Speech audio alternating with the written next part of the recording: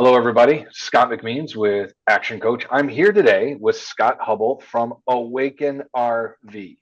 Looking forward to this conversation because I get a chance to learn about something that both my sisters participate in, but I have no idea what's going on in the RV world. So I want to learn a little bit about what Scott's doing. I want to figure out what's so special about Awaken RV. And then we're going to get into the business challenges and lessons learned so Scott can help teach anybody watching. Yeah, he's got problems, but he knows how to fix them. You can too. So, with that in mind, Scott, I'm turning the microphone and that camera over to you. Tell us your story, introduce yourself. Well, thank you, Scott. Hey, I'm 47 years old, got a family of seven, so five kids ranging from 3 up to 19. I lived in Ohio since I was 18 years old. Grew up in a household fairly strict. My father was an FBI agent in the Air Force. So put me on a good path right there. Some Yeah. self-discipline. As I came to Ohio, I attended Cedarville University. And from there, continued to overeducate myself. I started in electrical engineering, shifted over to accounting, got my accounting degree.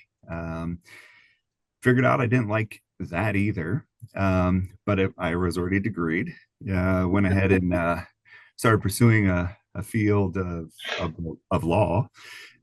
Picked up my JD, and about a third of the way through that, I figured out this wasn't for me. But I continued with the race, and then I picked up my MBA at the same time.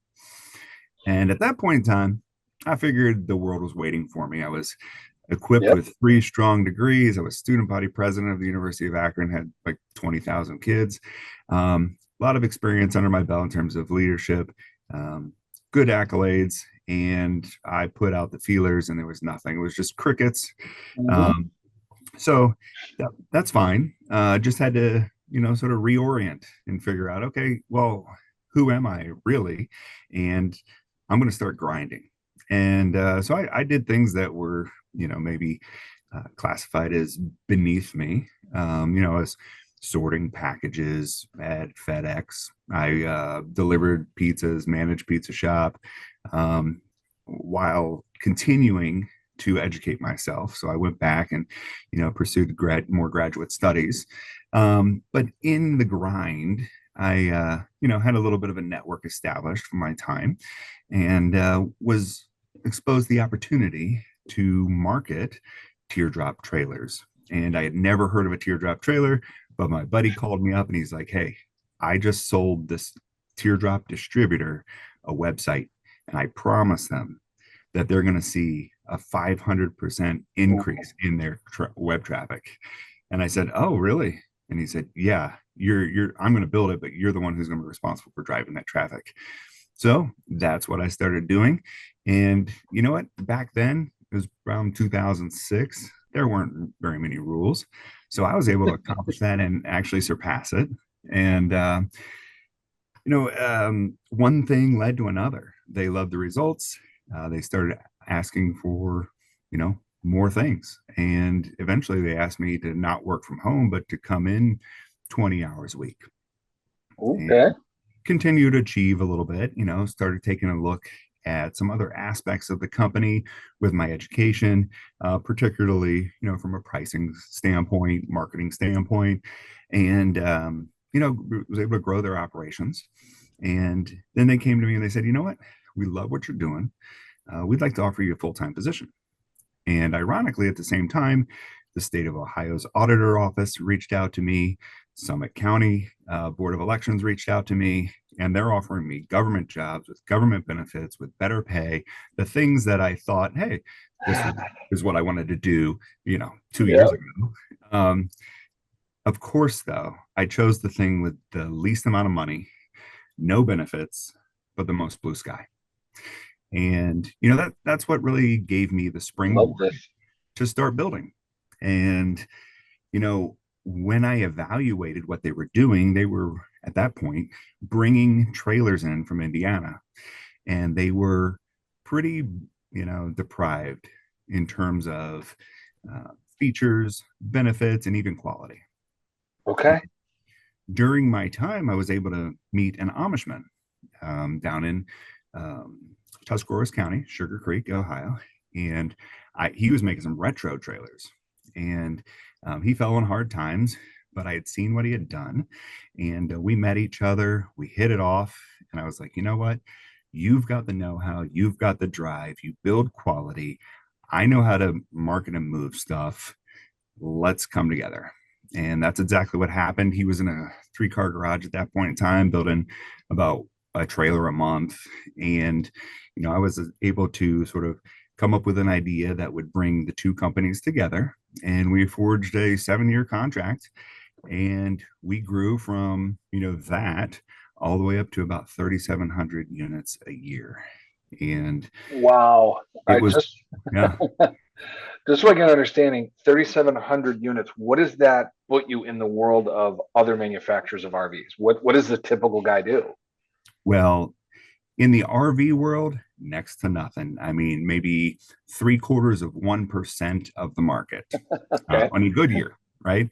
However, in the niche that we were in, we were the number one, I guess, organization in the entire world in terms of Okay. production and distribution.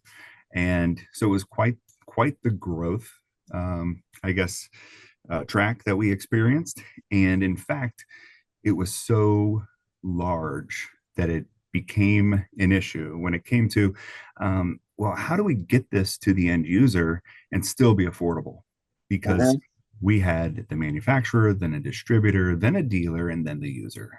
So the challenge was, hey, let's take that manufacturer element, the distributor element, combine those so we can just flush out that money and give it to the consumer. Well, the organizations were both so successful and the owners, enjoyed where they were at. We were unable to reach an agreement moving forward. And that's when New Camp was established officially. So um, the distribution arm peeled off and pursued its own interests. And the manufacturer said, you know what, I'm going to stand up. I'm going to do my sales. I'm going to do my marketing. And Scott, you're going to continue to lead us forward. So New Yeah. Camp actually is a pretty cool name because it marked a new beginning for the company. The NU was sort of a tip of the hat to the German heritage down in Sugar Creek. And of course, Camp was just honoring the industry that we were in. And for the next 7 years, we continued to grow and develop. We offered teardrops, but also truck campers. We got a little bit into the travel trailer market. We just spread our wings. We learned a lot. We continued to grow. Became an $85 million company, and and that was on the backside of COVID even. And it's been slow the last couple of years, so that tapered back a little bit. But above it all, what we were able to do was just build a great team and really offer our dealers a unique experience that was built on people. We created a university for them to send their people in. So we realized that, one of the mantras I live by is people matter most. And we realized that, hey, look, whether you're a dealer, a supplier, a member here at New Camp, you matter most. Yeah. And I we love let that. that, yeah, we let that genuine care drive us. But then, you know what? I woke up one morning and I realized I'm like, this might sound shallow, but I'm not having fun. And I've had fun for 17 straight years. And started looking at it a little bit more and realized, there's some things I want to try that I'm not going to be able to accomplish in this space, in this vessel here at New Camp. And so September of 2024, I, walked Mhm. away. Some people call it bold, some call it courageous. I just called it the next step. I didn't see much of a risk. Then again, I think if you're a natural risk taker, you don't necessarily recognize the risk sometimes when you're taking it. You're blind to So, the downside, which is great as an entrepreneur. yeah, yeah. But I mean, what sort of built me for that level headedness was that between the ages of 18 and 35, I experienced a lot of life circumstances. Hmm. And I say that I went bankrupt physically, emotionally, socially, financially, spiritually, you name it. And it sort of brought me down to a base to realize, okay, this is where you build from. And I think Yeah. it really equipped me to be a pragmatic optimist, to learn that people matter most, to be selfless, and to learn those backwards laws that you really fly in the face of modern society. Um, but anyhow, that sort of led me back to, what do I want to do? And I'm sitting there and I'm like, you know what? I've conquered this teardrop niche. When I first got introduced to it, there was 500 a year being distributed across the country. Today, there's 5,000. Um, Truck campers, they were boring. They were white and brown and straight lined. Hey, let's throw some European flair at it and put some design and some color. And we've really blown the doors off there. Quickly climbed the ranks as one of the top manufacturers, and I could see the way that we inspired other manufacturers to compete or align with us. There's nothing wrong with flattering somebody, right? Yeah, that's correct. We take it as a compliment. Um, so then I was like, okay, well, I can learn from both of those because both those spaces are community driven.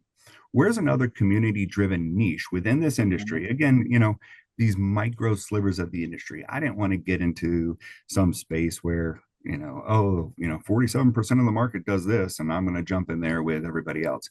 I wanted the opportunity to find a niche where there's something unredeemed. Yeah. And when I started learning about the molded fiberglass units, I started studying the landscape. And when I approach something, at least in the RV market, I view things through a filter and love Venn diagrams. So for me, it's my 3F filter, it's form, it's function, and it's finance. And I'm looking at it and I'm throwing it through each of these legs. And I'm like, wow, financially, there's a massive gap in the middle of the market. It's underserved. There's that I guess bread and butter there in the biggest part, and nobody's really catering to it. Yeah. There's some great players at the bottom. There's some great players at the top, but there's nobody there in the middle. And then I looked and I said, okay, from a form standpoint, what are people doing? And it's largely white capsules. And having the background that I have, I was asking myself why. Right. And I said, you know what? I want to make something that's European in design, aesthetically pleasing, different from what's out there. Just full of windows, full of curves, not having an evident belt line, not necessarily being white. So a lot of opportunities there as well. And then I I love looked at this. what's that?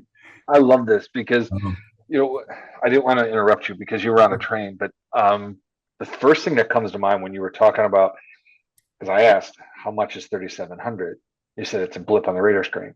What I think most people, when you're in corporate America, market share means everything.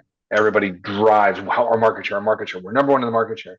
But if you're a small business owner, granted, you want to have a good market share, but what's more important to you? Would you rather be number one in market share and have no profits, or be 17th on the list and have a really successful business that has room to grow? So I always ask my clients and people I talk to is, what's more important to you? Do you want money in your pocket, or do you want recognition that you're number one in the market from a market share perspective? I'd rather have you be number one from a quality, from a customer service, from a relationship building perspective, and have a ton of money in your pocket than, yeah, you're number one, but nobody likes you. It doesn't yeah, make any exactly. sense, right? So as I'm listening to you talk, this is just brilliance because it's all about, and one of the things that you said was, we took quality meets marketing, sales, and know-how, and you built this company called New Camp. And now you're saying, all right, my next step is I'm going to build a brand new company off of, there's something that needs a form, a function, and a finance element that I know doesn't exist right now. So you have built a career so far, Scott, as a guy that's gone into a situation, identified a niche, and taken it to a different degree because nobody else is paying attention to it, and now it's yours. This is the exact thing business people should be doing: is identify your niche and get that unique selling proposition that makes you the most unique person, and price kind of disappears from the argument because yours is something that nobody else can get. This is such a cool thing because I'm assuming, like I said, my sisters both have RVs and they love them, but they're so boxy and it's just not. I don't know. It's just different. So I love listening to this. Keep going, man. This is good. Oh, sure. Well, thank you very much for that.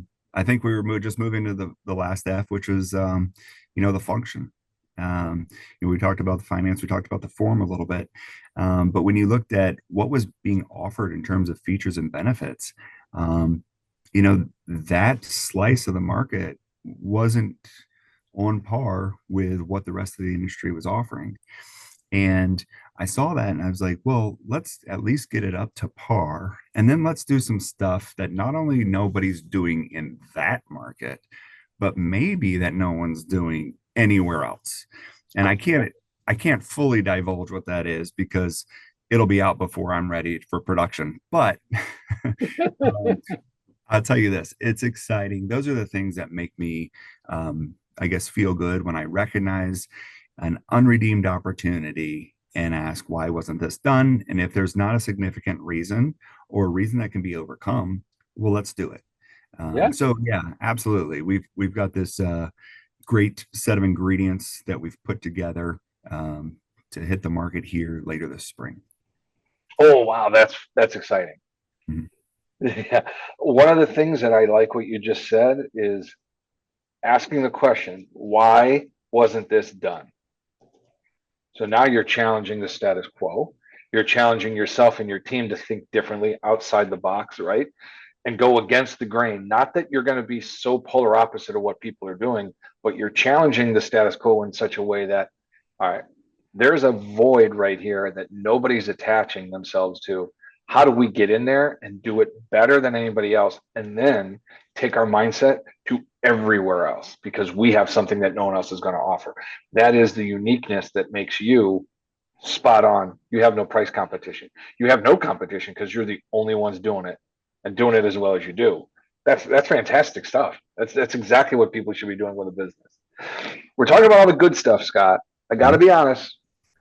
Not every business is so spectacular that there's no challenges. So, what is it that you believe is a lesson that you've learned that you think other people within the business community should tap into and understand? This is what I was facing and how I addressed it. Obviously, probably Awaken doesn't have all those challenges just yet, but if you have one, great. I'd love to hear it. But share with us some of the challenges that you think are worthwhile for other people to learn from.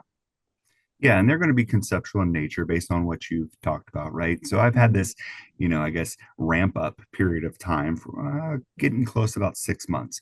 Um, but I'm just going to go real conceptual and just be like, tell you passion and patience. So I think the reason that I recognized I needed to walk away was that I couldn't do what I wanted to do there. And what I was allowed to do or could accomplish while I was still there would not be something that I was passionate about. And if you're not passionate about something, don't even do it. I know sometimes you need to check boxes and you need to just like get through the next stage in life. So, you know what? Put your head down and get it done. But when it comes to creating a career, you have to be passionate, or else what's the point? Because anybody can wake up and go punch a time clock, but creating and getting those juices flowing, that's going to be a win, not only for you and Yeah. deliver some kind of fulfillment, but it's going to be infecting your team around you. And at the end of the day, it creates a much, much better product for the consumer. Um, Probably the biggest lesson I've learned, and I've learned this continually. And hey, we all go to the school hard knocks to some degree. Um, it's patience. Mm. When I came out of the gate, I had a couple contacts that I was going to lean on pretty heavily. I wanted to move quickly, and then when I started explaining everything that I wanted, these individuals that was leaning on, they said, this is fantastic and you can get out of the gate fast, but you can't get out of the gate fast and do what you want. You can't deliver the product that you want. You need to slow down. You need to go back to square one. And I begrudgingly took their advice because I know I don't know best. And that's one of the best things to know. You do not know best. And if you Yeah. think you do, you're arrogant, ignorant, or God forbid, both. And I slowed down.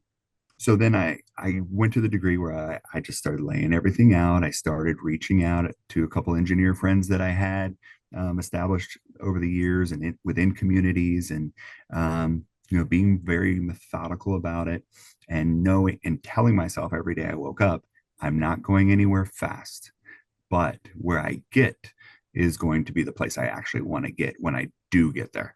Um, and I've experienced setback after setback after setback, and again, it's only been 6 months. And most people tell you Right.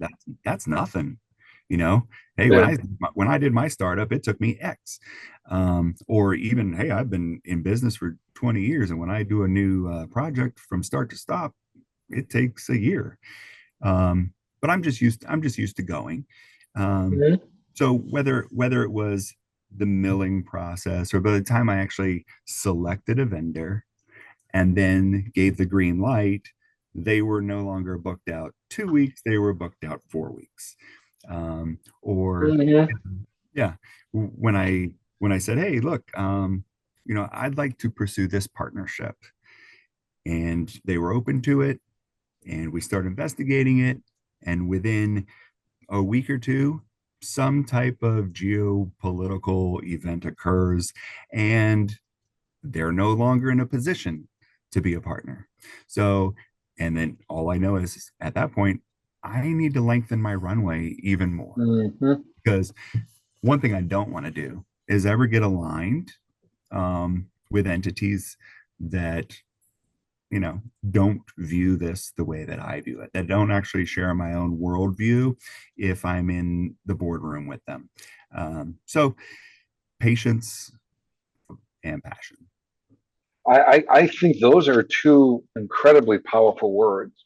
And one of the things I just wrote down, I think it's interesting, is the difference between knowledge and wisdom, right? I just think it's funny because I heard this the other day. It's knowledge is knowing a tomato is a fruit. Wisdom is knowing never to put that thing in a fruit salad, 100%. right? So I'm listening to you talk. I'm like, patience and passion. I get it. And you're going down that line of, I don't know everything and I don't want to be ignorant or arrogant. So I'm going to trust people that I have grown with and I have networked with. These are people that are trusted advisors. Okay. You're getting me on the right path. I understand.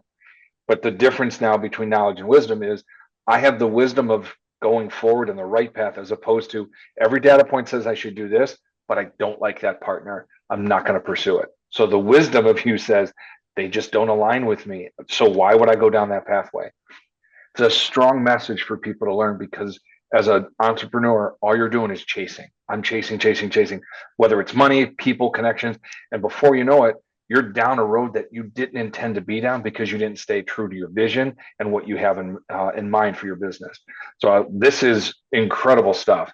And the patience that you're showing, it's going to pay off because you've already done this how many times? You know what you're doing. It's just you're going to do it your way this time, which is huge. Absolutely huge. So now that we're down to the end of this, and I want to thank you for being on the show, we've got quite a few good topics of conversation. Final question for you. I'm going to drop you into a time machine, send you back. You're going to sit down next to an 18-year-old Scott Hubble. What do you do when you're on that park bench? Tell me, what would you say to Scott Hubble as an 18-year-old kid? Yeah, man, that's a really tough question. A lot of things sort of pop into mind um, before I would open my mouth, and sort of reflecting on my journey a little bit. And just like anybody else, you're going to walk a path. You're going to make mistakes. You're going to spin your wheels. You're going to think, I shouldn't have done this. I should have gone left, but not right. So I think at the end of the day, probably what I would tell Scott Hubble is, hey man, look, there's going to be a lot of bumps Right. and twists and turns, but just trust your gut. You see that risk, take that risk. Um, you have the opportunity to love. I mean, because at the end of the day, people matter most. Um, I would also tell him to learn that lesson probably a little earlier than I Mm-hmm. did. Um, you know, whether it's in business through networking or really, the higher call that we all have, through relationships. People matter most. Scott, just lean into life and go for it. That last one's great. Lean into life, because I think we spend so much time worrying about how we're going to live it. We don't actually live it. So I want to thank you for that final comment. That was great. And you've made a comment about people matter most a number of times throughout our conversation. So that is obviously a key point for you. And I think it's a valuable lesson that people can learn. So thank you, Scott, for being on the program. I want to give everybody the opportunity that can connect with you. The description down below, all your contact information will be there. Highly recommend you take the time to get to know Scott, because you never know. He might introduce you to a really cool teardrop RV. Thanks, Scott, for your time, man. Hey, absolutely. Thank you, Scott. My pleasure. Appreciate it.